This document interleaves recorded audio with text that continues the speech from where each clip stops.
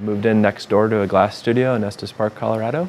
And just really seeing the process, and the guy that taught me working just grabbed me like a lot of things haven't. And so just completely made myself available to this place. And yeah, just kind of took off from there.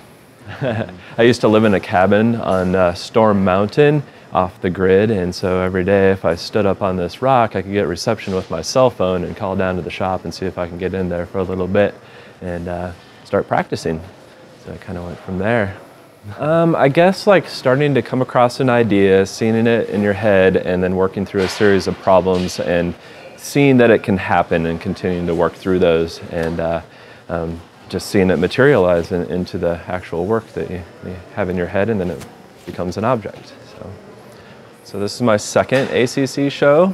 Baltimore was the first. It was a very scary experience going to Baltimore, just getting everything together and going down the road, not knowing how things were going to turn out, just driving for hours with this in the back of my head, you know, and then finally getting there and watching things come together and knowing that it'd work at that point. I kept noticing people looking behind my platters, and I assumed that they were checking them out to see how they're hanging on the wall. And a couple walked by and they said something like, "But honey, you know, it's not going to look as good if it's not backlit at home." And I was just like, wait a minute, that's what all those people were looking at. So I put a little sign up, and it just made an instant difference, you know, and the sales started getting a lot more orders and stuff rolling out the door. So yeah, I don't have my sign up yet, but it's coming.